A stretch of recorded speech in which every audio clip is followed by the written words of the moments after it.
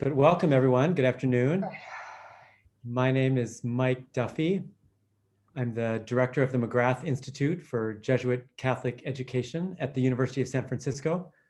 And I'm the co-chair for the National Steering Committee for the AJCU Commitment to Justice in Jesuit Higher Education Conference. So again, welcome to everybody. This is our final session of this conference, which is incredible. And I hope that everyone has enjoyed the speakers and the panelists and the conversations over these past 3 weeks. Today's question and response is with Dean Nancy Tuckman, founding Dean of the School of Environmental Sustainability at Loyola University, Chicago. And if you haven't had a chance already, I encourage you to watch Dean Tuckman's Plenary on the YouTube channel, which you can find on the conference webpage.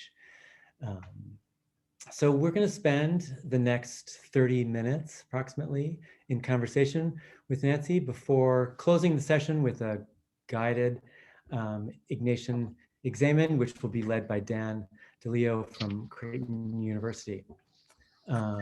Couple logistics here. This session is going to be recorded and will be posted online later.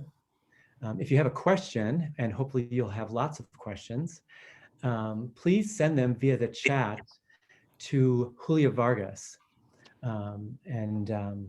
She and a colleague will help direct those to Nancy and myself. So also as a reminder, let's root our questions as we have throughout this conference in the Ignatian presupposition, that is in a spirit of assumed goodwill and curiosity.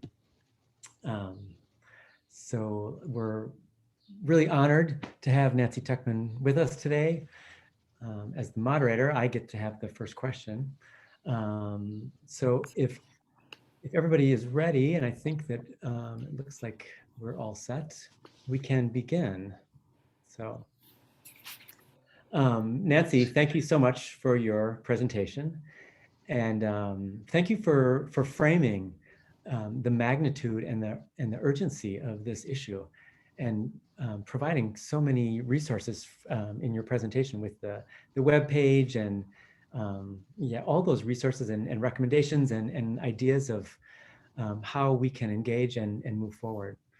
And I know from in my question that I'm going to ask you, you provided lots of ideas for universities, but I'm hoping you can maybe highlight a few based on this question to help us get started. So my question is, how can Jesuit higher educational institutions actively make a difference in combating climate change and promoting environmental justice? The UN's Sustainable Development Goals and the Paris Agreement both mention academic institutions as key actors in the fight to promote sustainability and environmental justice. But what should they or we? Well, thank you, Michael, and the whole committee who's organized this wonderful conference. It's been terrifically successful. I see my internet connection is a little bit unstable, so I might play around with my virtual background. Sorry, you had to see my bedroom, my guest bedroom, but I have better internet connection this way. So it has been a terrific conference, and the participation has been unusually high, which is really exciting as well. And we've saved a lot of carbon by not all flying out to Georgetown and staying out there for a few days. So that's a blessing as well. To answer your question, you know, you're absolutely right. We are trying to leverage the power of education as an instrument of social transformation. And that's really what it is. And higher ed has a responsibility, I believe, to really shine a light on this issue, because it is such a threat to our existence on the planet, and especially for youth and for future generations, but also for people who are living more at the margins and people who are already underprivileged. So it's a responsibility of ours, but it doesn't really come naturally, because I think the way that we all were sort of brought up, and I just use the inclusive we because I feel like people that work in universities and are part of universities are rather privileged people in the first place. And those of us that are living in this privileged environment have got to think about reducing our consumption and reducing our waste. I'm wondering if there's someone that has their mute that doesn't have their voice muted. Yeah, Jamie, it seems there's some background noise. Or maybe Jamie can just mute everybody. It sounds like a television program or something.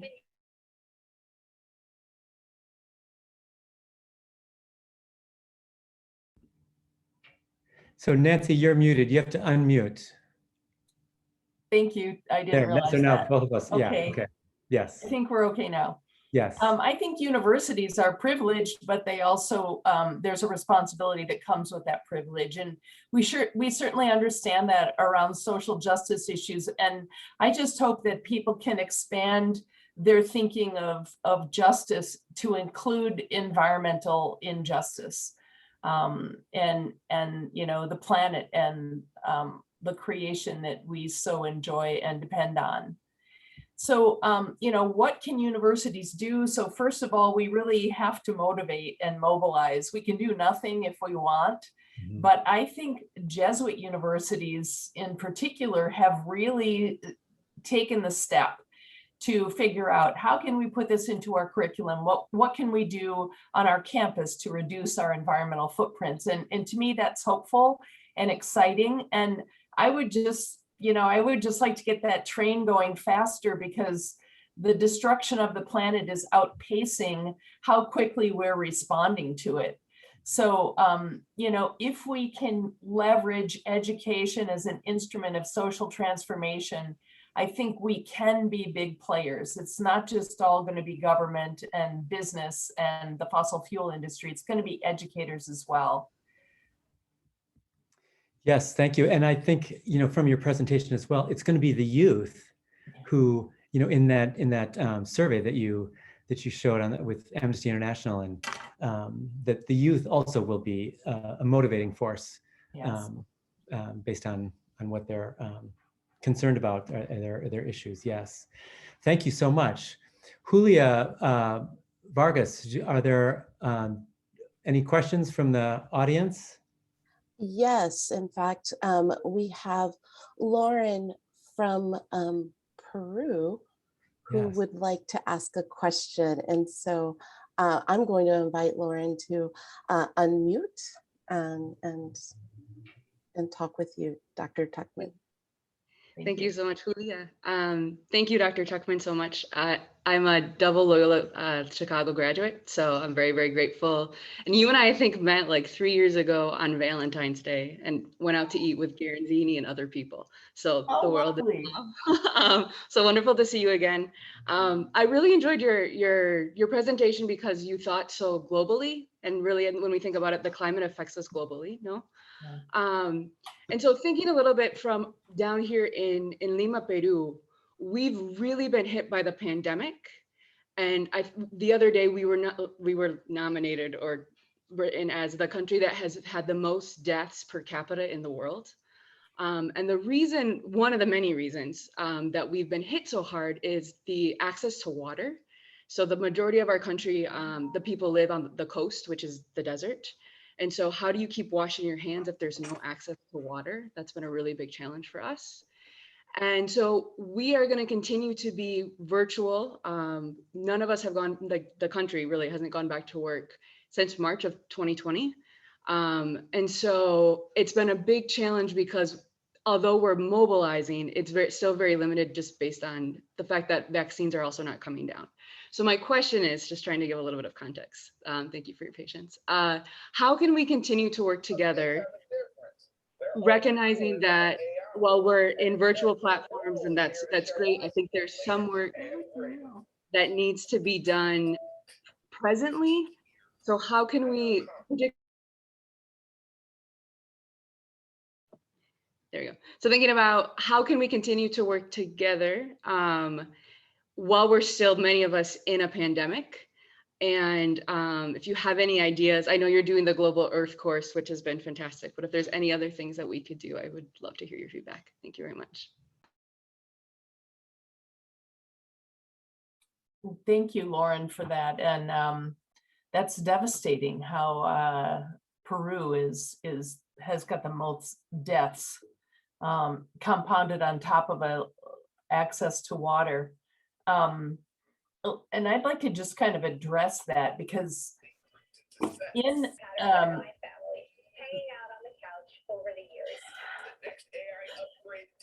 environmental issues, thanks for muting that again. Okay, so environmental issues are also very much related to human health. And then we'd be able to surface information about what that could be.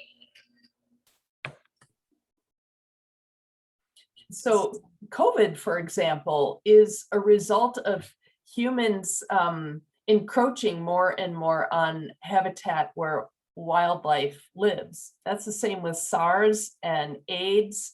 COVID came from animals. It's called the zoonotic disease. So all these things are kind of tied to how humans interact with nature and how humans utilize landscapes and interact with animals, if you will. And we don't really, when we talk about environmental issues, we don't sort of separate them out as human health issues and climate change issues and pollution issues, because they're all so related. But what we do try to look at is, what are the drivers? What's causing all of this? And certainly what I didn't mention in my talk is that human population densities on the planet are growing too rapidly for the planet to be able to sustain the number of people that it's trying to support. So that's a very fundamental problem. But then secondly, I mentioned our capitalist system, which is far too linear and produces way too much waste and needs to be more circular. And then of course, third is the policies that we make in our countries to incentivize. Oftentimes incentives come in the form of driving gross domestic products. So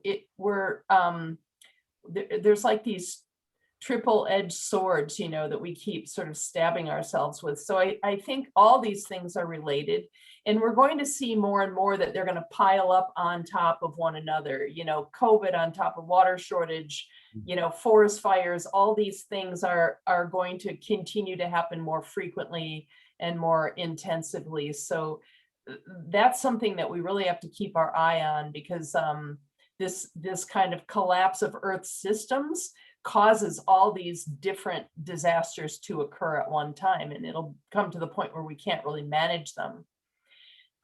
Lauren, we do need to work together, and we need to work across continental boundaries. And maybe one blessing of COVID is that it's kind of forced us to deal with Zoom and learn how to use Zoom. And yes, we get Zoom fatigued, but we've also sort of learned how much it opens up possibilities for meeting with people, from different geographic areas. Although I have to admit, getting up at 5 a.m.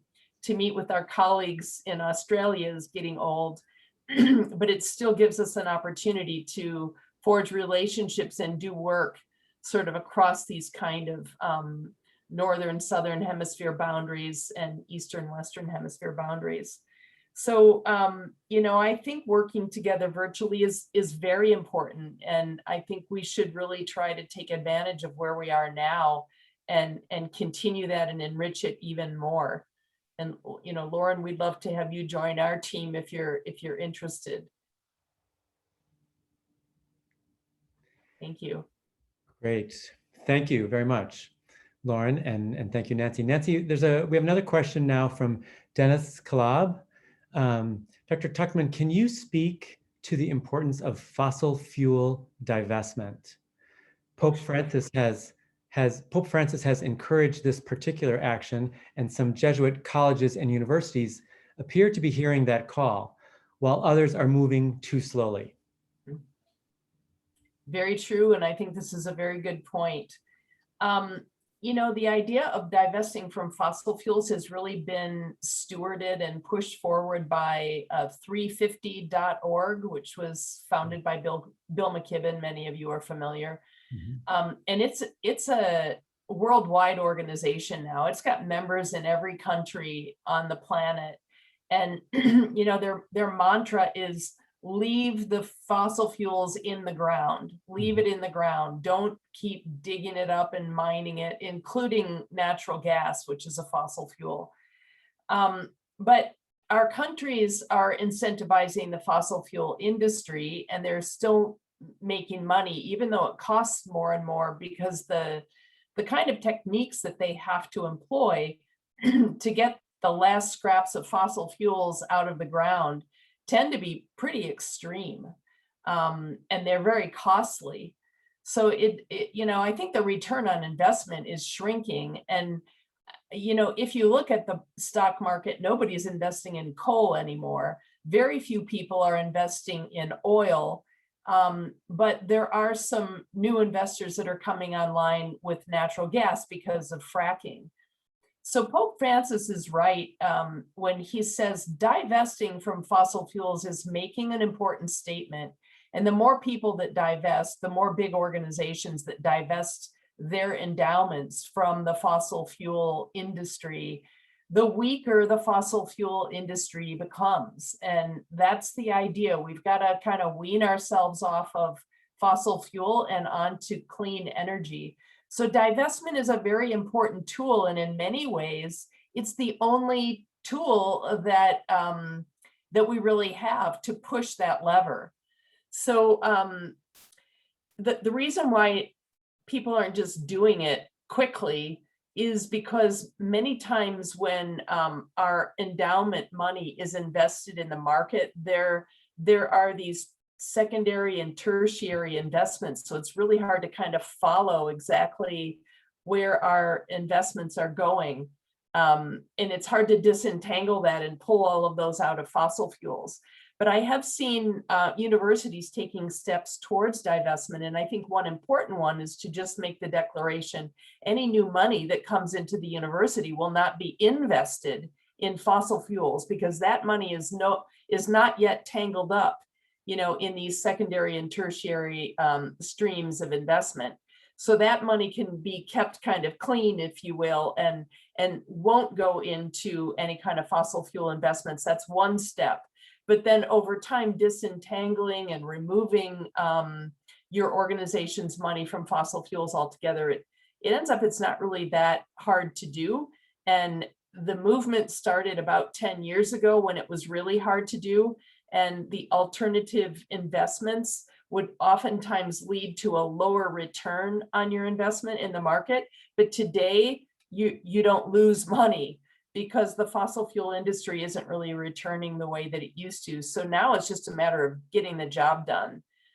So I would encourage people, if you have a connection with your cabinet or your president or maybe your provost or your board of trustees, that this is an issue that you might invite someone who's a speaker to come in and talk to your board about it and your president about it, to see if it's something that they would consider doing.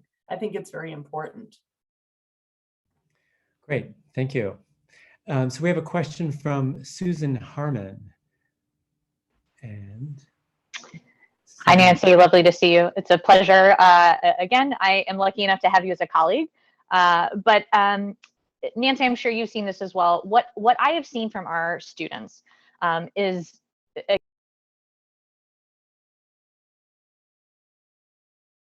there we go. Sorry about that. So Nancy, I've seen this from our students. I'm sure you have as well. But when it comes to taking deeply seriously the call for the need to act and act quickly and decisively when it comes to action for climate change, our students are there already, I think, in ways that I know myself, and I think in other cases, many of my colleagues who come from an older generation are lagging behind. I often see sometimes that our students are met with resistance, right, from folks either not wanting to change or sort of not taking seriously the importance of this clarion call to care and steward creation. What would your advice be for maybe faculty or staff members of my generation, perhaps a little bit older than our students, who feel like they're pushing too fast, or they're asking us to change, or they're being, I've heard some folks say, very aggressive when it comes to asking for these things? What advice would you give to folks in terms of adjusting to listen to them more deeply? My gut reaction to that is, isn't it a shame that our students have to be so aggressive? Because, you know, if you listen to Greta Thunberg, she's saying our world is on fire, and that's not an underestimation. That's not an overstatement. That is exactly where we are. And if you're 18 or 19 years old and you know this, you look to people like me and you say, why the heck are you sitting on your thumbs? So it's kind of, it's kind of on us.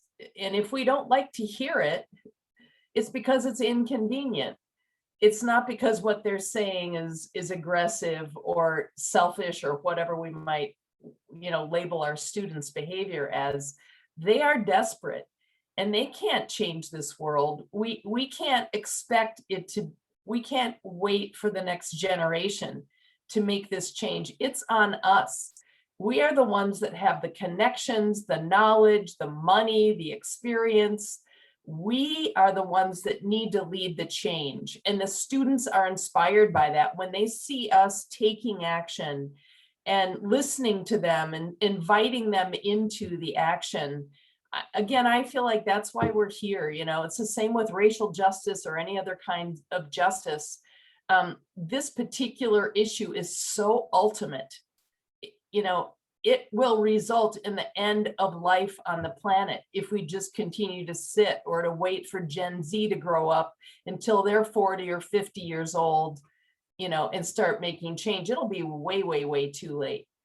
So I guess I look at those students, and my kids are that age, and I my heart goes out to them. I feel like, my God, it must be so discouraging to see all these, baby boomers just saying, oh, you people are so obnoxious, you're always whining about this. It's unfortunate. We're not listening, and we're not looking at the real issue, and we're not, acting as we should to help inspire and motivate and give our youth hope.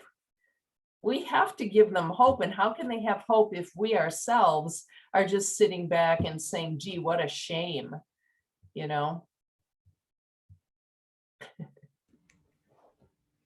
Thank you. Julia, do you have a question? Yes, my apologies. 3 came in really quickly, Sure. one after the other. And so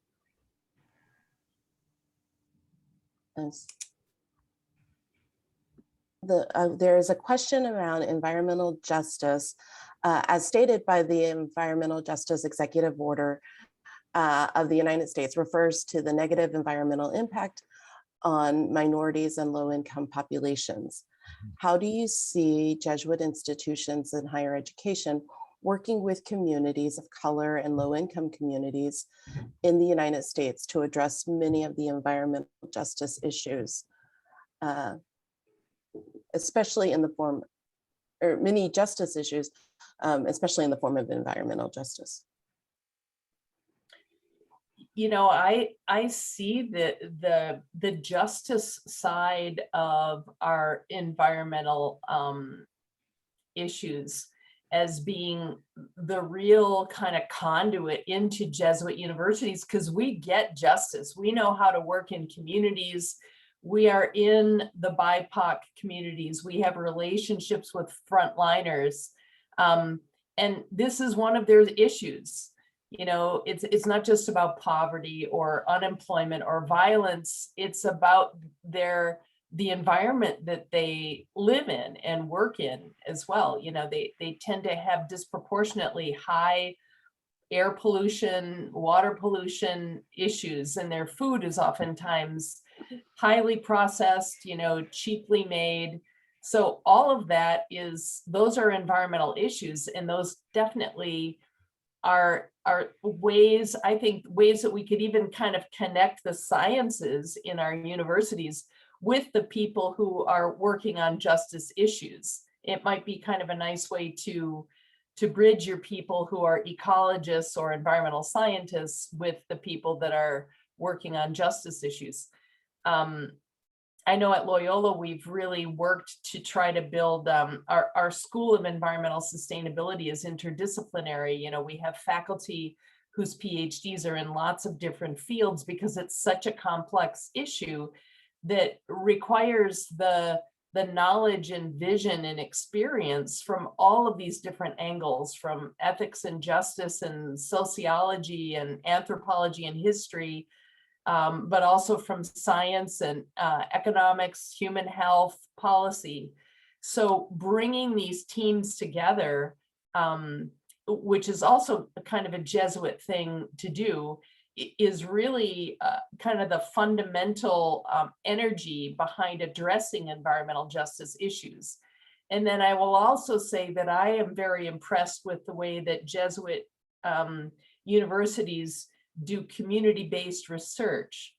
And I think many of them are doing environmental justice through community-based research, living in community, being in community, understanding how communities are receiving or dealing with or being impacted by environmental issues. So it's kind of a hand in glove, to include environmental justice in the justice work that we do in our BIPOC communities. Thank you. And our time is running out so quickly, but we have two questions here, and maybe three, but these might have to be the last three questions. The first one is from Carrie Buchanan, and she asks if there is a gender aspect to environmental justice. Well, yes, there is a gender aspect to environmental justice. I mean, women are certainly, disproportionately burdened. Just an obvious example is in Africa, when we start running out of water, women are the ones that have to walk further every day to get water for their family, for drinking and cooking and washing. Women tend to be unempowered in many cultures, and so the burden of environmental issues really does disproportionately fall on women. I mean, there's a bigger answer to that, but I kind of feel like Michael wants to try to get to the other two questions. Thank you. Well, and it connects to so many of these questions anyway. I think the gender issue does. Yes. Yeah. So the next question is, the question is about incorporating environmental sustainability into the core curriculum. How did we do that, or should we do that? It's just written as a question about incorporating environmental sustainability. Okay, well, so, yeah. I will just comment that everybody's core curriculum is sacred, and we don't like to change our core curriculum. But if you teach science in your core curriculum, it's not that big of a step to at least add environmental issues into your science courses, or offer some environmental issues courses that can count towards your core. For us at Loyola, we really felt like every single student, regardless of their major, needed to have a certain degree of literacy about the environmental issues that they are going to be grappling with for the rest of their life. And so we were able to get a commitment from the president and the cabinet that this should be the foundational science course in our university course. So since 2012, we've been teaching environmental issues as our foundational science course. Every student has to take 2 science courses at Loyola. So the second tier courses include more than environmental courses, but we teach the primary number of second tier courses, and we find that students come back to us especially those that don't want to go to physics to take a course, or might be a little science averse, so they don't want to go to chemistry or physics or biology to take a second course. They'll take a second one from us. So we take this really, really seriously, that we kind of have 2 shots at every student that comes through the university as an undergraduate. And we want them to leave the university, you know, having that degree of literacy, and also kind of having a fire in their heart about how am I going to live to be responsible to nature and you know, to the environment. Great, thank you. So this then will be the final question. In Laudato Si, Pope Francis says, living our vocation to be protectors of God's handiwork is essential to a life of virtue. It is not an optional or a secondary aspect of our Christian experience. How have you helped administrators at Loyola Chicago understand climate justice as essential to Catholic Jesuit mission, not just an optional or secondary add-on? That's a great question. I think at Loyola, the secret sauce was posing it as a justice issue. Once administration and frankly the Jesuit community started seeing, but this was way back in 2000. But once they started seeing it as a justice issue and not a, say, hug the trees or save the endangered Johnny Darter fish in, the Mississippi River, they started to see it as something that was central to what they're doing. And then, of course, we did get Pope Francis's Laudato Si, and then we got the UAPs from the Jesuits. So there's so much leadership that's way bigger than we are in our universities, that we can draw on that to help convince our own administrators that this should really be central to our, the mission of our university. It should be in our strategic plans, and it should be a real part, integrated into a part of who we are. Great, thank you very much. We have one announcement that Lauren wanted to add just as we conclude here. Lauren, are you? Yeah, I'm here.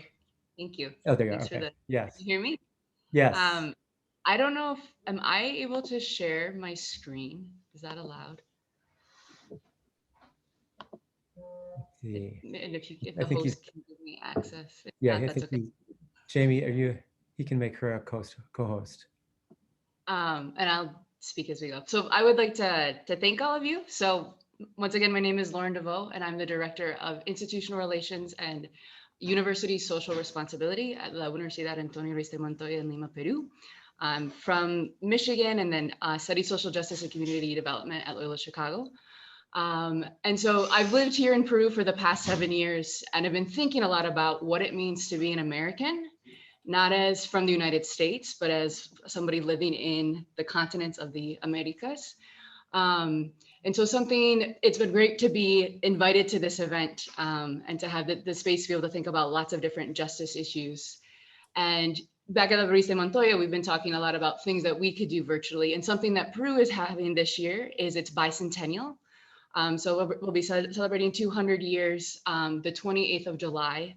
Amidst the pandemic, a presidential election that happened 2 weeks ago where we still don't know the results, and many different international organizations are coming in and trying to figure out if there has been fraud. And so it's a very difficult time for us here. But something that I think has been wonderful for me during the pandemic is being able to have spaces like this one that connect me to the world. I've never been in one place just for this long in my entire life. And so what we want to do is host and invite you to an event. It's called A Toast to Peru. And if you can see it here. And what it is, it's commemorating our 200 years of independence, creativity, culture, and resilience. So together, let's celebrate Peru's bicentennial and imagine ways to make our common home more just and inclusive for future generations. And here, just on this picture, this is Antenor y Matilde. They live right outside of the Cusco region, and they do tons of work on sustainability. We go there and learn from them. So there'll be different people from Peru, from the Peruvian province. We're gonna also partner a little bit with the Midwest province because I am from there. But the idea is also to have people from Aushal and the Yahoo, and the event will be bilingual to be able to offer spaces there. And we would love for you to come. So it is the 22nd of July, and it is at 8 p.m. in New York, 7 p.m. in Lima, and 5 p.m. in San Francisco. And we would ask that you bring, there's a way to sign up, and I'll put that in the chat. And then for those of you who are able to participate, the idea is that you bring the drink of your choice. So it can be tea or water or wine or whatever you'd like. And eventually we'll have a toast to Peru after listening to some stories. So thank you so much for the space, and once again for the opportunity, and congratulations for this incredible initiative. Thank you so much, Lauren.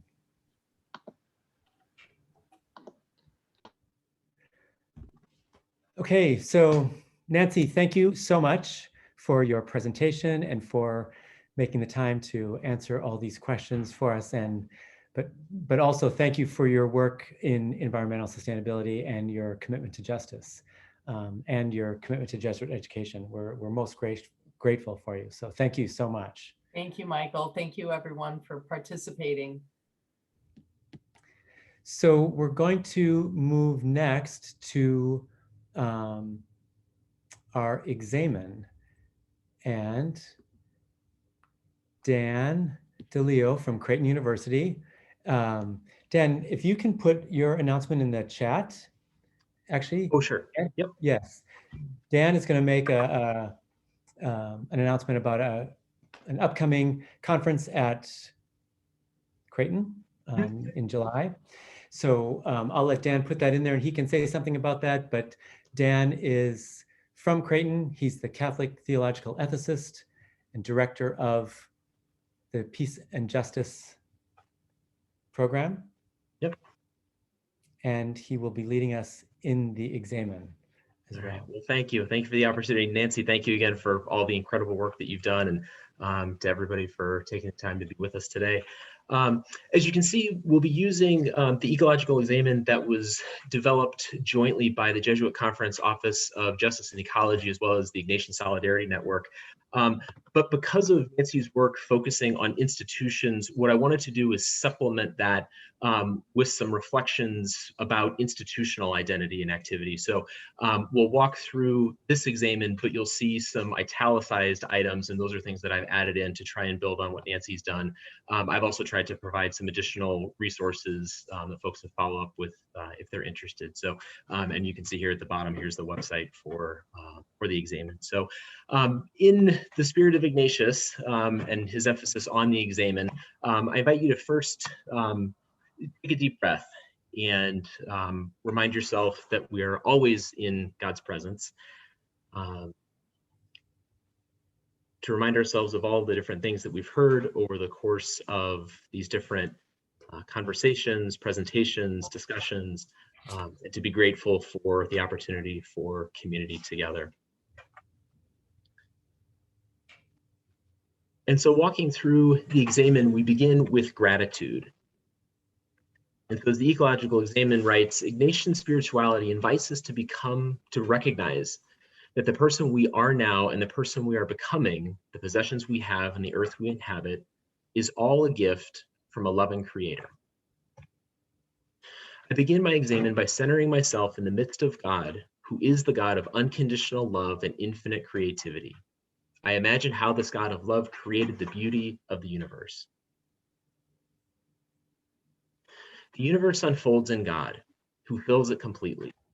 Hence, there is a mystical meaning to be found in a leaf, in a mountain trail, in a dewdrop, in a poor person's face. I see that God is part of every facet of creation, operating in the world in the smallest organism to the greatest mountain range. I give thanks to God who creates and sustains everything, including me. Moving to awareness, we recognize that God looks at the earth and sees the great diversity of the world and the goodness of all creation. At the same time, Pope Francis also stresses the need to become painfully aware, to dare to turn what is happening to the world into our own personal suffering, and thus to discover what each of us can do about it.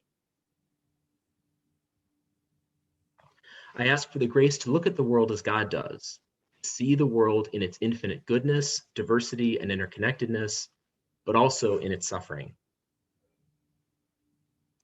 Like God, I rejoice in how the earth and the creatures and people who inhabit it are all wonderfully made. But like God, I also hear the cry of the earth and the cry of the poor. I see how personal choices and institutional structures cause environmental degradation and exacerbate climate change, all of which injures the dignity of creation and disproportionately harms the poor, vulnerable, and marginalized.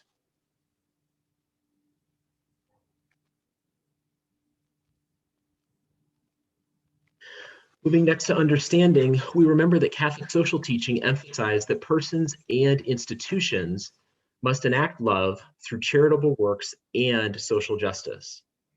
Charitable works directly serve humans and non-human creation. Social justice reforms systems, structures, and policies, both within institutions and in society. I ask for the grace to look closely at my own life and the decisions I have made. I also ask for the grace to honestly assess the actions and policies of my institution. Francis calls for ecological charitable works, avoiding the use of plastic and paper, reducing water consumption, using public transport or carpooling, turning off unnecessary lights. Do I and my colleagues consistently practice these actions?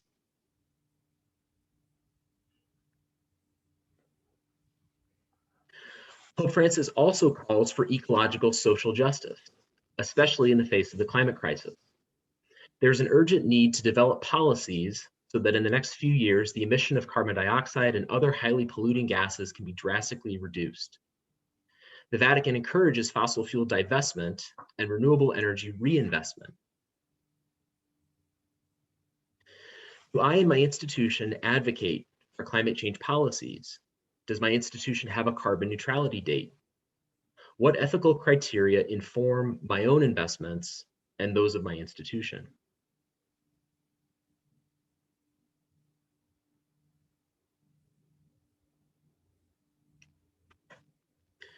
Pope Francis stresses the need for persons to undergo an ecological conversion, whereby the effects of their encounter with Jesus Christ become evident in their relationship with the world around them.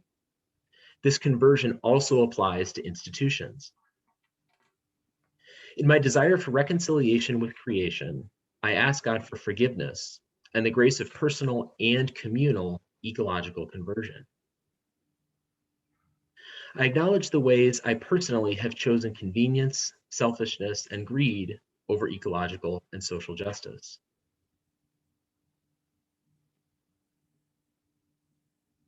I ask for the grace to become someone who chooses to see the world through the eyes of the marginalized and acts to contribute to a more socially and ecologically just society.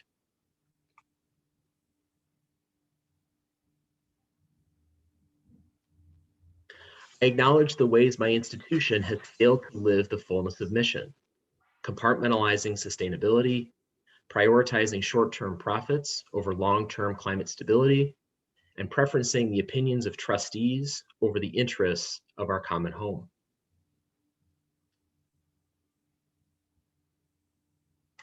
I ask for the grace to prophetically engage my institutional leaders. I pray that God will enlighten those who possess money and power, that they may avoid the sin of indifference, that they may love the common good, advance the weak, and care for this world in which we live.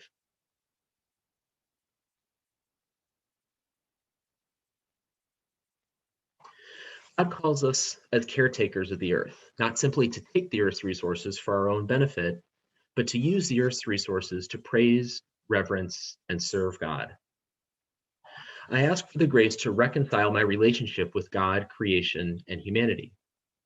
I take up this challenge by identifying personal and institutional concrete action steps to live more sustainably and address what Pope Francis calls the climate emergency. In what ways can I pray for reconciliation with creation and for a conversion of heart to embrace ecological justice.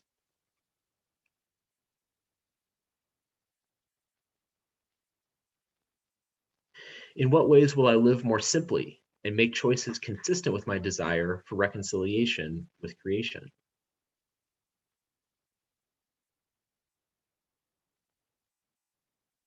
In what ways will I advocate for environmental policies, both institutional and societal?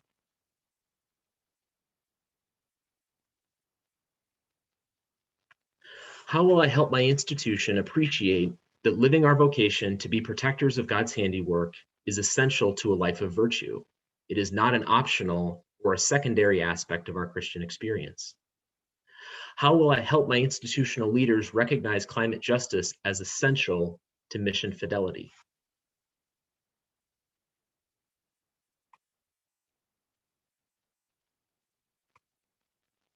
In concluding our examen, we give thanks to God for the gift of creation.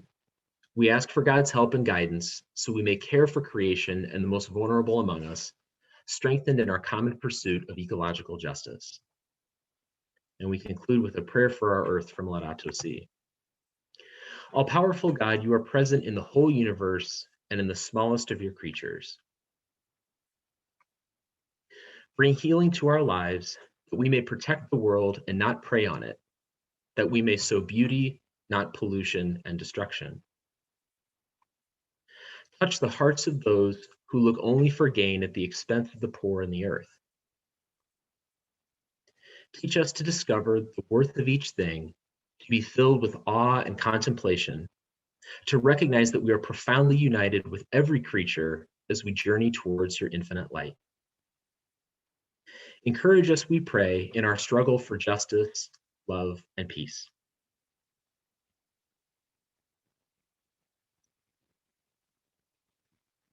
And as we move out of the examen, I want to follow up on what Mike invited me to put into the chat, which is, I think, really a follow-up to everything that Nancy's done. And that is the conference happening here, well, virtually, but here through Creighton and Catholic Climate Covenant, July 13th through the 15th. This is the second conference in a biennial series, Laudato Si and the U.S. Catholic Church. You can see the website here for registration and the opening and closing keynotes from Cardinal Supich and Ilya Deleo. And if you attended our first conference back in 2019, you know that the structure is essentially intended to help Catholics integrate Laudato Si into the various ministries of the church. And so there are 8 different ministry tracks, which will each present the work that they've been doing over the course of, well, in some cases, the last couple of years. And as you can see here, one of the tracks is colleges and universities. This track I've pulled from the website so you can see the time. This track will happen concurrently with the Creation Care Team track. I'll be moderating, so I'm listed there in that capacity, but the real heavy lifting will be done by Mike Shook, Nancy's colleague at Loyola Chicago, who really has been the architect of the resource that Nancy talked about in her presentation, the IAJU University Pathways resource for higher education to more deeply integrate Laudato Si.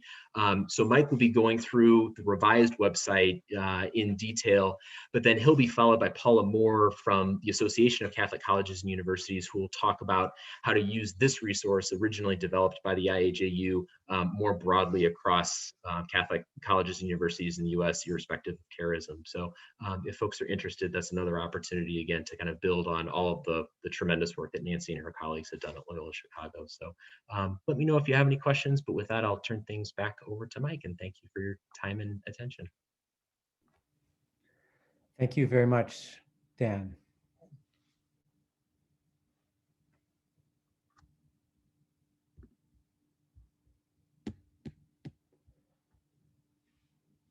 So now I want to just make sure if Mike Garanzini is, oh, here he is. Great. So I'm extremely honored to welcome Father Mike Garanzini, the president of the Association of Jesuit Colleges and Universities. Father Mike also serves as the secretary for higher education of the Society of Jesus and the chair of the board of directors for the International Association of Jesuit Universities. He is joining us today from Rome, I believe. So good evening, Father Mike. Thank you so much for joining us. It's really nice to have you with us. Thank you, Michael, for having me. Can you hear me okay? Yes. Okay, good. Yeah, I'm here in Rome. I just had a nice dinner under the stars. It's a beautiful night, a little warm. But anyway, it's really great to be with you. You know, I've been following throughout our sessions here, and I just have a few reflections and a few words to share with all of you. And I hope that this adds something to what's already a very rich menu that we've received, that we've been fed.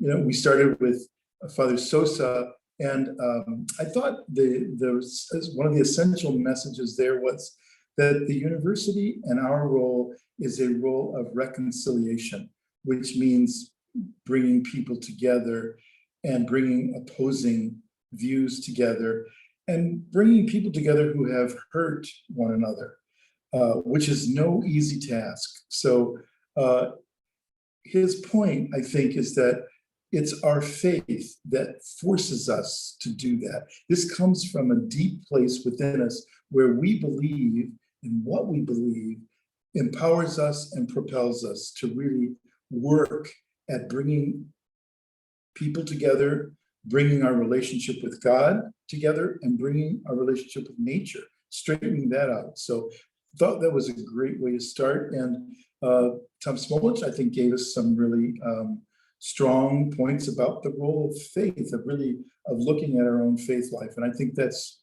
incredibly important. And maybe we often think, well, perhaps, we know the justice part. The justice part is easy. What's this faith part? And I thought Tom did a good job. But the panel on immigration, the panel on racial justice, extremely rich. The panel on women and leadership was really great. And then, of course, we had here Nancy talking about our environmental challenges. So the conference hit all the right, really important areas. So congratulations to the organizers, really. This is a compliment to them. So you've done a great job. And I think many people following it feel really enriched. Ray Shu, who was leading the panel on racial justice, he said something really very like a throwaway that kind of struck me. He said, before he turned it over to the panel, he said, "We're all here to learn, to grow, and to share." To learn, to grow, and to share. That is what it's about. Insight. Learning is about looking for and getting and obtaining an insight. We've been given a lot to work with, and I think that's our job as educators, whether it's staff or whether we're bringing students through a course or not, or a program or not. Whatever we're doing in a university, we're all participating in that, helping them with insight. Is there something here that you don't see yet? Is there something here that wants to be revealed to you? Growing, and I think growth is not just expanding, but it's about growing in integrity. And I think we do challenge our students to think about an integral life. And an integral life means it's a life with a moral compass. So this kind of program feeds us so that we could feed them. And the last thing, share. It's about initiative. It's about taking initiative. And I want to really encourage that. There was a study done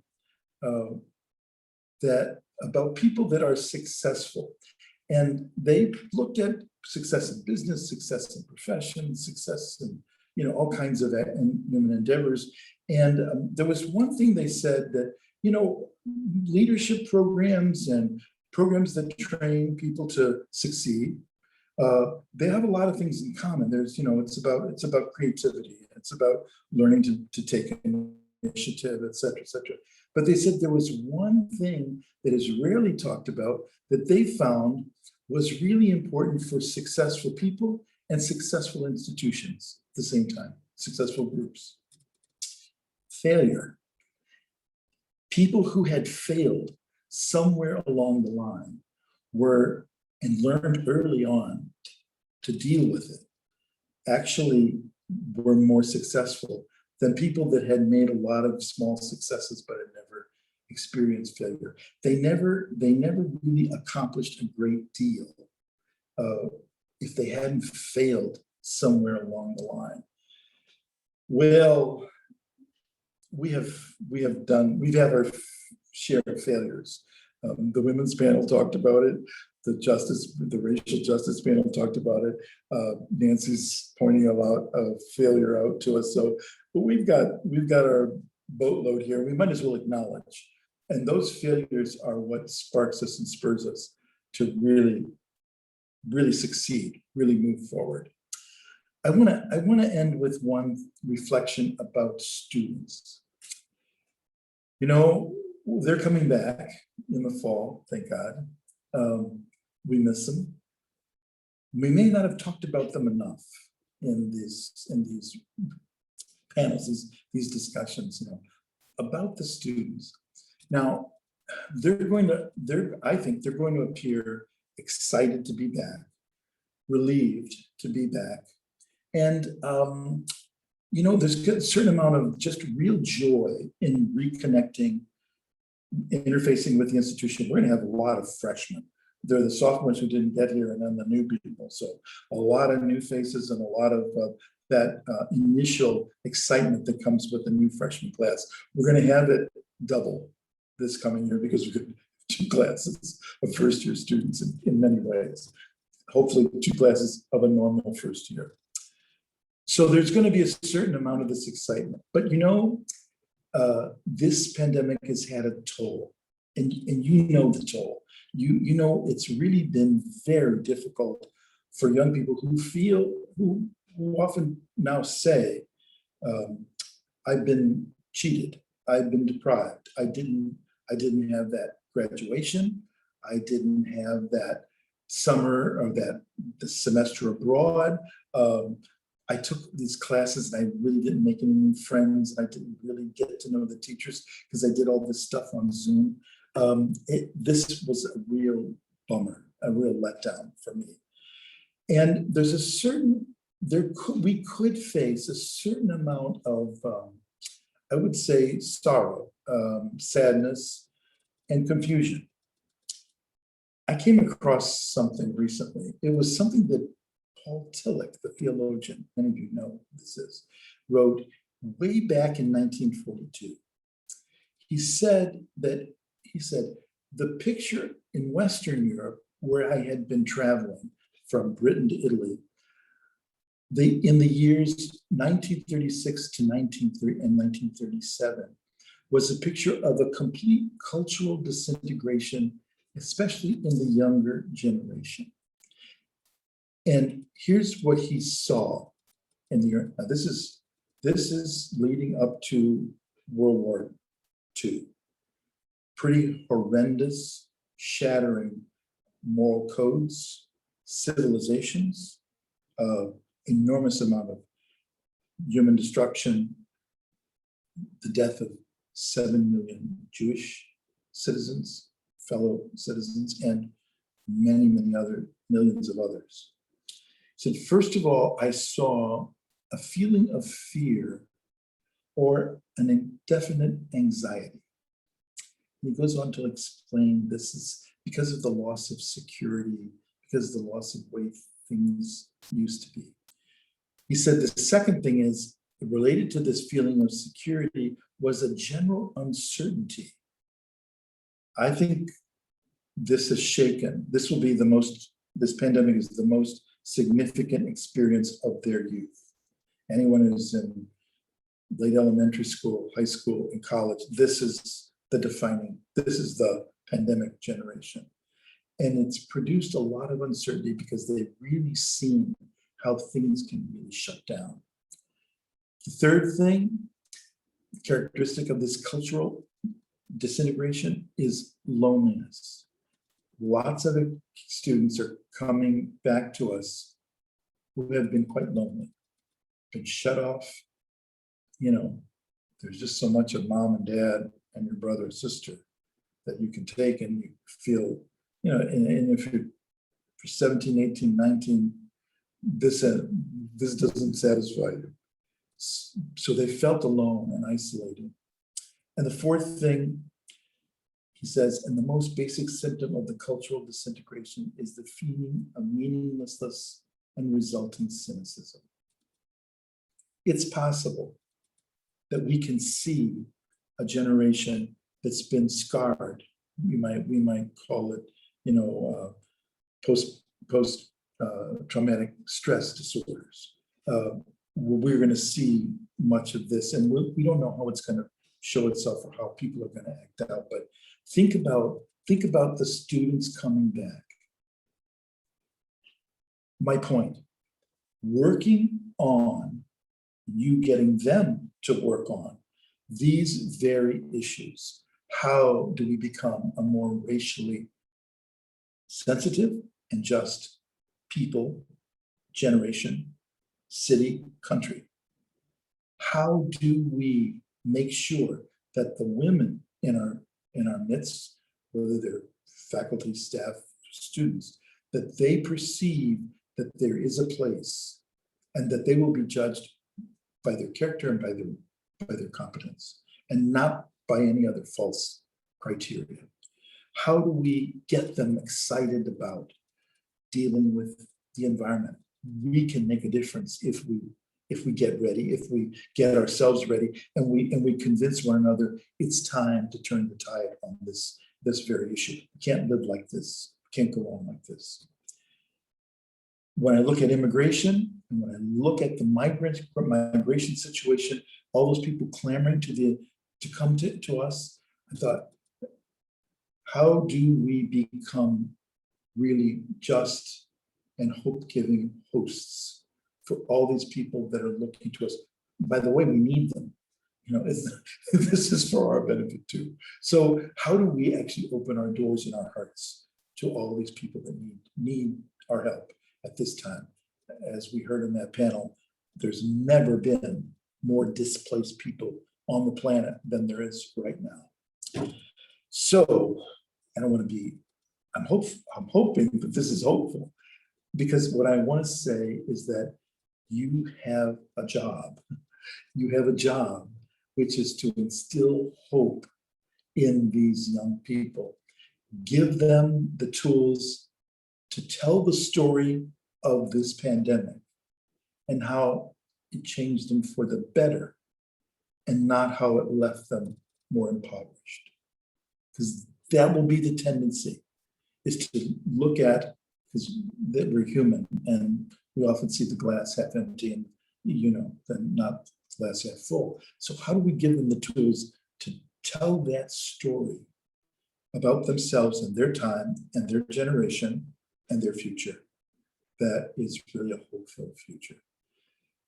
So we're in the business of helping them with insight, helping them grow in integrity, and helping them grow in initiative. Ray said it well. We're all here to learn, to grow, and to share. So I wish you all the best. I want to thank you for all of your participation. I want to thank especially the organizers, all those panelists that did such a marvelous job. And we'll be together in another couple of years. Michael, thank you. Thank you so much, Mike. It's great to have you here. Really appreciate you joining us today. Yeah, thank you. Okay, we're running just a bit behind schedule, but we have just a couple other announcements to make. So I want to introduce Janet Sisler.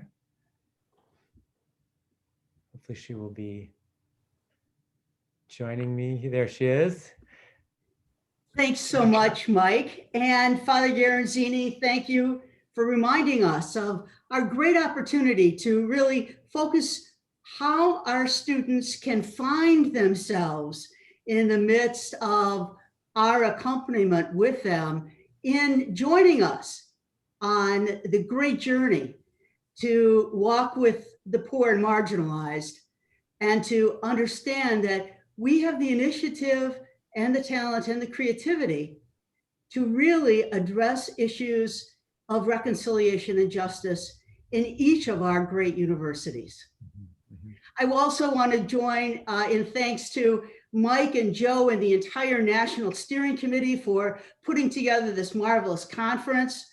And I also want to thank our gracious hosts at Georgetown for coming up with great opportunities for us to make this conference not only one that people could physically participate in, but could virtually participate in around the world.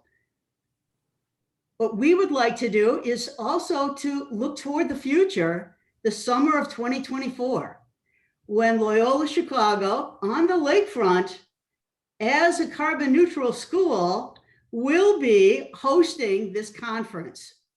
We want to remind you that it is cooler by the lake, and that you'll be cooler if you attend the conference in 2024. So until then, let's remember to collaborate with each other, to accompany young people, to walk with the poor, and to create a culture of encounter in which people understand how God is motivating them through their hearts, through their imaginations, and through their intellects to become the kind of people who can make this world a much more humane and sustainable place, who operate on that moral compass that Father Mike talked about. Thank you very much. Welcome to Chicago 2024 at Loyola University. Thank you so much, Janet. We're very excited about that announcement, and we're looking forward to that. Thank you so much. So I'm gonna now hand this over to Joe Orlando for a few comments from Joe Orlando. Thanks very much, Mike. Can you guys hear me okay? Yeah, I'm just going to join with Mike as co-chair and to extend thanks. And really thank you, Father Mike Garanzini, for your inspiring comments, Nancy Tuckman today. And we've had and Janet for welcoming us toward the future, but we've had an amazing conference and a really amazing experience. So I really want to share a few words of thanks. And as I said in the opening session, we're really standing on the shoulders of some amazing colleagues over these past 20 years, including some of those who helped found this effort. And those colleagues, actually 3 of those colleagues created a 15-minute video, which tells the stories of the very beginnings, how this all began, and which we screened on the second day of the conference. And you can view that in an ongoing repository that Georgetown is hosting, which we're so grateful for, under the title, The Beginnings. So I just want to thank 3 of those founders who put the film together, and really the representation they have for all of those whose shoulders we're standing upon in this Justice Conference. Kathleen Moss-Weigert of Loyola University, Chicago, Dave McMenamin of Boston College, and Father Jerry Kavanaugh of the University of Detroit Mercy. So thank you so much from all of us. Let's just join in recognizing our founders. And so moving to the present day, I want to take this moment to thank the amazing colleagues that Mike and I have worked alongside in service on this AJCU National Steering Committee that together imagined and designed and organized this conference. And let me just say that this group of women and men did some truly amazing, amazing work together under very challenging circumstances. And particularly as we delayed the conference by a year and then shifted to a virtual gathering. And I'm just so impressed with their talent and their dedication, but also their very, very deep commitment to faith and justice that each one of these colleagues brings. So I'm just going to read their names, and I want you to hear those names and where they're from, and we can join in really thanking them. So thank you, Joe DeFeo, who leads our AJCU Ignatian Colleagues Program. Thank you, Susan Harmon of Loyola University, Chicago. Thank you, Erica Kirby of Creighton University. Thank you, Naomi Yavna-Close of Loyola University, New Orleans. Thanks, Dave Opitz of Loyola University, Maryland. Thank you, Paula Pascual Ferra of Loyola University, Maryland. Thank you, Julia Vargas of Rockhurst University. And last but certainly not least, thank you, our amazing host, Andrea Whistler of Georgetown University. So please join me in thanking these amazing colleagues. And I just want to say, I also want to recognize the terrific support we've received from the AJCU, and their entire staff assisted us in some way, be it as a speaker, thank you, Father Mike Garanzini and Stephanie Russell, or as a committee member, thank you, Joe DeFeo. Certainly in promoting the conference, thank you so much, Deanna House-Spiro. So we're really grateful for AJU's ongoing consistent support, and really also finally, thanks to the Ignatian Solidarity Network, whose skill and talent helped to bring the Justice Conference into the world of social media for the first time. So we're really grateful for Chris Kerr and that whole team. So with those thanks, I'm just going to close and then hand the mic back to Mike Duffy. Great, and I'll just continue with some thank yous for all of our speakers, our panelists, our moderators, our MCs, those who converted a workshop and a roundtable onto a poster session, and a special thank you to all of our examen leaders. You know, we had an examen at the end of each session. It was just really such a great experience. So thank you to those 6 examen leaders. We also thank you very much to Georgetown, to President DeGioia for welcoming us 3 weeks ago. Thank you to the Georgetown faculty and staff who introduced and moderated, and those who supported the conference behind the scenes. And to echo Joe's comments, thank you to Andrea Whistler for managing the details and navigation, and most of all for her dedication to a commitment to justice. Over these last 3 weeks, we've had over 800 registered participants from across the US and around the world attend this conference.